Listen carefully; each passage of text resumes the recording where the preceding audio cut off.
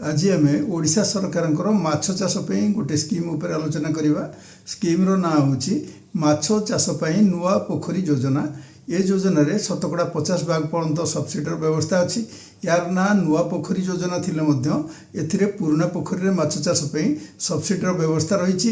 ये सब्सिडी पैसा किपरि आपण बैंक अकाउंट रे पहुँचबो आउ एथिपई किपरि आपण माने आवेदन करेंगे से विषय में टिकनिक आलोचना करवा। मु डॉक्टर अशेष कुमार कर रिटायर्ड जॉइंट डायरेक्टर प्राणी संपद विकास विभाग ओडिशा। आपण माने देखुछंती YouTube channel farming education Odisha. माछ चाष नुआ पोखरी खोला योजना रे भाग नापी कौन कौन योग्यता दरकार से विषय में आलोचना करवा। किए एथिरे भाग नहीं पारे एथिपई आपणकर पोखरी जमी दरकार किंबा आगुरी पोखरी थिले मध्य आपण ए योजना रे भाग नहीं पारे। जेहेतु एटा ओडिशा सरकार योजना आपण ओडिशार बासिंदा होइतिबा आवश्यक। आपणकर आधार कार्ड दरकार आउ आवासिक प्रमाणपत्र मध्य दरकार ओडिशार बासिंदा बेली। ओडिशा रे आपणकर गोटे बैंक अकाउंट थिबा निहाती दरकार। ए अकाउंट रे आपणकर सब्सिडी पैसाटा डिपोजिट हबो। जो जमी उपरे आपण पोखरी खोलिबे बा माछ चाष करिवे से जमी आगुरी जबरदखल बा एनक्रोचमेंट हेइ नथिबो। एथिपई आपण सर्वनिम्न 0.2 हेक्टर बा अध एकर आउ सर्वाधिक 2 हेक्टर बा 5 एकर पर्यंत सरकारी साहाय्य पाई परिबे। जो आपण पोखरी रे करिवे माछ चाष सेथिरो जलर गभीरता 6 फुट हेइथिबा दरकार। एटा होचे सर्वनिम्न जलर गभीरता। तेणु आपणकर जदि कम गभीरर पोखरी अछि ताको अधिका गभीर करियाको पड़िबो। ये योजना रे जदि आगुरु आपण सरकारी साहाय्य पाइछंती आउ 2 हेक्टर रु कम पे साहाय्य पाइछंती आउ जेतिकी बाकी रहिला सेथिपई आपण साहाय्य पाई परिबे। मन करंतु आपण 1 हेक्टर पे पूर्व सरकारी साहाय्य पाइथिले आउ गोटे हेक्टर पे मध्य एथिरे साहाय्य पाई परिबे। ये सब्सिडी जेतेबेले पे अप्लाई करिवे गोटे परिवार रु जनकु दिया जिवो। गोटे परिवार रु 1 रु अधिक लोकଙ୍କୁ दिया जिवोनी। गोटे परिवार को 1 बिली हिसाब करा जिवो। एथिपई जदि आपणकर निजस्व जमी नाही आपण लीज जमी रे मध्य करि परिबे। लीज जमी रे जदि आपण करूचंती अति कम रे 7 वर्ष पे लीज करिवे। एही योजना रे आपण जो सब्सिडी पाइबे ताकू 2 भाग रे विभक्त करा हिची। गोटी होची पोखरी खोलिया पे सब्सिडी जोटा कि गोटे हेक्टर पे रहिची 7 लाख टंका।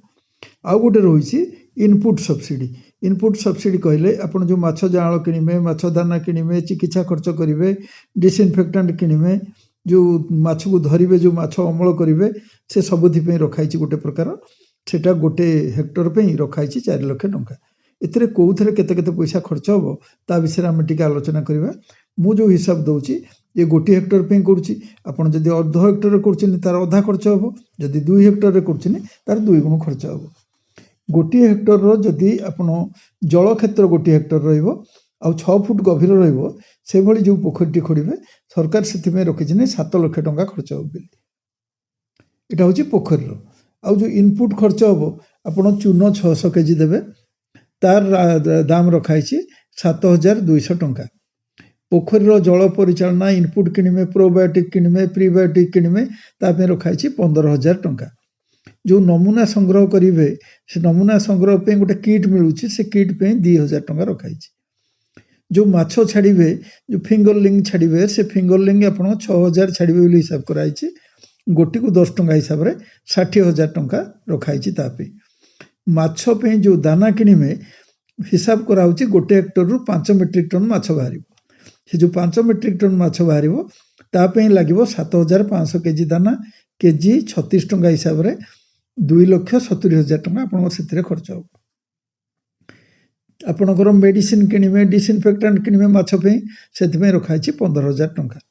माछ जो धरिबे बा अमल करिवे सेति पे रखाइछि 15000 टंका। अन्य खर्च आपण कोन केतेबेले दरकार पड़ी पारे ता पे रखाइछि 15800 टंका। मोट एथि पे 4 लाख। तेणु आपणकर पोखरी पे हला 7 लाख आउ इनपुट पे हला 4 लाख। एमती जदि आपण गोटे हेक्टर रे करछंती 11 लाख पाइबे। 2 हेक्टर हेले 22 लाख आपणकर खर्च होबो। या ऊपर सब्सिडी केते पाइबे ना साधारण वर्ग जो माने पुरुष रहिचिंती से माने पाइबे 40 भाग सब्सिडी। आउ जो माने रहिचिन साधारण वर्गर महिला transgender ST SC physically handicapped से माने पाइबे 50 भाग सब्सिडी। आपनकर जो टोटाल खर्च होबो ता ऊपर 40 भाग किंबा 50 भाग सब्सिडी आकार रे पाइबे। ये आपनकर आगरु पोखरी थाए ता उपर केते पैसा सब्सिडी पाइबे ता विषय टिके आलोचना करिबा। आपणकर जदि 1 हेक्टर पोखरी थाए तापे आगुरु मु कहिछि इनपुट खर्च हबो 4 लाख टंका। साधारण वर्गर जदि पुरुष होइथांती 1,60,000 टंका तापे सब्सिडी पाइबे। जदि महिला transgender ST SC physically handicapped ए कैटेगरी रहिथांती ताले 1 हेक्टर पे 2 लाख टंका पाइबे। से भली जदि आपण 2 हेक्टर पोखरी करूछंती ताले आपणकर खर्च आसीबो 8 लाख टंका। सेथिमे साधारण वर्गर पुरुष पाइबे 3,20,000 टंका और साधारण वर्गर महिला पाइबे 4 लाख टंका। एटा केवल पोखरी पे। आपण जदि चाहिए नुआ पोखरी सहित इनपुट पे सब्सिडी नहीं पारे, पोखरी खोला पे सब्सिडी नेबे और इनपुट पे सब्सिडी नेबे। और जदि आपंकर आगुरी पोखरी अच्छी ताले आपको पोखरी खोला पे पैसा मिल पार नहीं, केवल इनपुट उपर सब्सिडी पाइबे। आपण कैटेगरी अनुसार 40% भाग किंबा 50% सब्सिडी पाई परिबे। ए स्कीम रे आवेदन करिया पे कौन कौन डॉक्यूमेंट दरकार से विषय आम टी आलोचना करिबा। प्रथम हूँ आपंकर गोटे फोटोग्राफ, पासपोर्ट साइज फोटोग्राफ, आधार कार्ड रो फोटोकॉपी, जो जगार आप पोखरी करेंगे से जगार पट्टा बा रेकर्ड ऑफ राइट तार फोटोकॉपी देवे। आउ आरआई राजस्व अधिकारी गोटे प्रमाण पत्र देवे जे जगार एनकरेजमेंट नहीं बा जबरदखल नहीं। जदि आप स्पेशल कैटेगरी रही थे एसटी एससी फिजिकली हैंडिकैप्ड कि ट्रांसजेंडर से आपको प्रमाण पत्र देवा पड़ो। जदि फिजिकली हैंडिकैप्ड होते 40% अधिका फिजिकली हैंडिकैप्ड बोली गोटे प्रमाण पत्र देवा हम। जदि ट्रांसजेंडर होती डिस्ट्रिक्ट मजिस्ट्रेट गोटे ट्रांसजेंडर बोली सर्टिफिकेट आपको देवा पड़ो।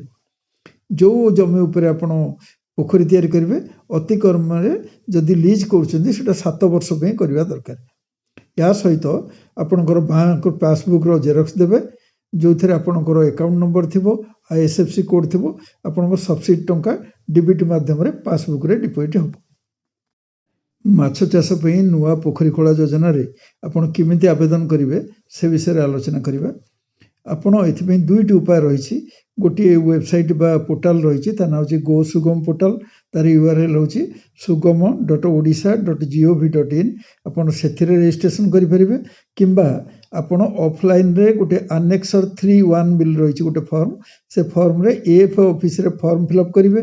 तार सहित जो डॉक्यूमेंट कथा मुझे आगुरी कहली समस्त डॉक्यूमेंट सहित एएफओ ऑफिस रे नहीं आवेदन करेंगे। एएफओ आपण डॉक्यूमेंट सब पाइला पर सी जी 15 दिन भितर आपण जगह को जीवे वेरिफिकेशन करने को। से जगार 5टी जिओ टैग फोटो उठेबे आउ गोटे आनेक्सर 4A गोटे फॉर्म अच्छी ताको फिलअप करके डीएफओ को डिस्ट्रिक्ट फिशरी ऑफिसर को देवे। एथिपाई 15 दिन समय दिखाई। डीएफओ जितेबाला एएफओ डॉक्यूमेंट पाइबे आनेक्सर 4A रे सेतेबाला डीएफओ मासक भितर डिस्ट्रिक्ट लेवल कमिटी बा डीएलसी रो मीटिंग डकेबे आउ को पास करेबे। एटा पास हो सारा पर डिस्ट्रिक्ट लेवल कमिटी रे ताको 15 दिन भितर से डीएफओ को टाइम दिखाई। आपन को सी काम आरंभ करने को गोटे चिठी देवे जोटा कहूँ गो अहेड लेटर। से गो अहेड लेटर पे 15 दिन समय रखा जाए। गो अहेड लेटर पाइबा पर आपण पोखरी खोलिबा आरंभ करेंगे और पोखरी किपरि डिजाइन रो करेंगे से विषय आपन को एएफओ सहायता करेंगे। आपणकर जो प्रकल्प सरीजिवो आरआई गोटे जांच रिपोर्ट देवे जोटा को आपण एएफओ को जनइबे। एएफओ रिपोर्ट पाई सारा पर आपण फील्ड रो 100% वेरिफिकेशन करेंगे और जिओ टैग फोटो उठेबे। जिओ टैग फोटो रे आपण एएफओ आउ आपण जो पोखरी करछिनी क्लियरली देखाउतबा दरकार। या सहित आपणकर जिते सब बिल भाउचर अच्छी सब गुड़ा जीएसटी बिल दरकार से बिल भाउचर तक आप एएफओ निकट सबमिट करेंगे। एएफओ ताकू नहीं जिओ टैग फोटो सहित गो सुगम पोर्टाल अपलोड करेंगे। गो सुगम पोर्टाल सब अपलोड कर 15 दिन भितर डीएफओ आपण अकाउंट रे सब्सिडी पैसा डिपोजिट करेंगे। ये हूँ स्कीम रो टोटाल प्रक्रिया। जदि आपन को ये वीडियो भल लगुच ताले मो चैनल को सब्सक्राइब करंतु, वीडियो को लाइक करंतु और बेल आइकन क्लिक करिया को भूलंतु नहीं। बेल आइकन क्लिक कले मो परवर्ती वीडियो रो नोटिफिकेशन आपण माने शीघ्र पाई जिवे। धन्यवाद।